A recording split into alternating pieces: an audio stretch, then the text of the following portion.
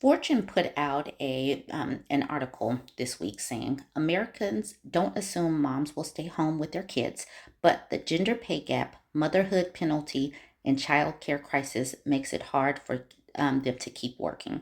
I would like to examine this. This is definitely a topic that is near and dear to me. For the most part, Americans have moved past the gender norms idealized by TV moms like June Cleaver from the 1950s sitcom Leave It to Beaver. During the pandemic, about 1.8 million women exited the workforce, many of them working mothers who left due to childcare issues at school and daycares closed across the country.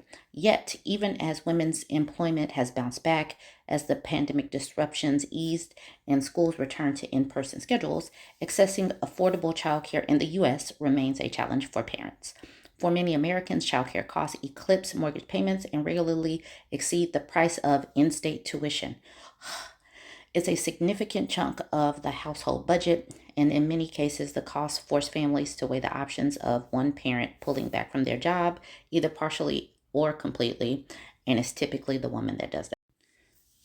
Today, most Americans believe that financial roles play a bigger part in determining which parent should become a stay at home parent compared to previous traditional societal and gender roles.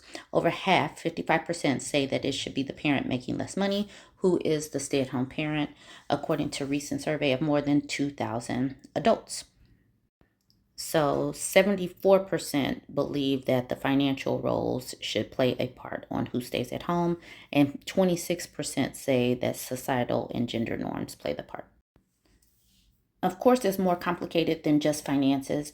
While Americans' mindset around gender norms have come a long way, women are still the ones who most often pull back from their careers when they become parents, as opposed to fathers.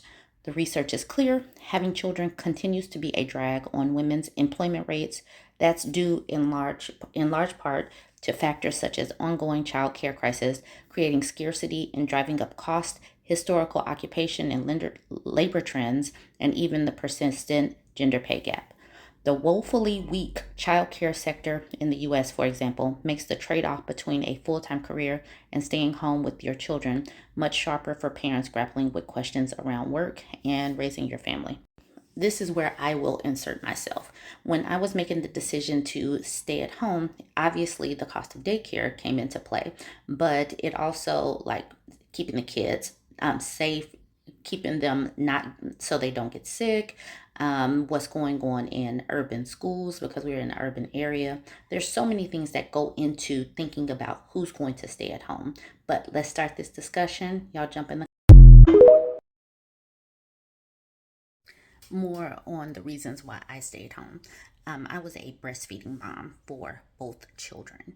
So, for whatever reason, both of my kids decided that straight from the tap was best. It made it nearly impossible to bottle feed them. So even if I did pump, which I did initially, it didn't matter because that milk would just go to waste. Because both of the kids rejected it, and then by the time I had nursed for 2 years, they were both so just like attached to me. It was obvious that I was the one that needed to stay home. So, everybody has their own reasons for why the they decide to stay home versus the other parent.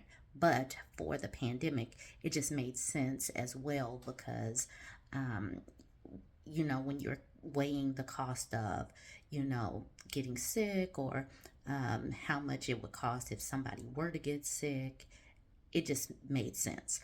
So, you guys go ahead and jump into the comment section.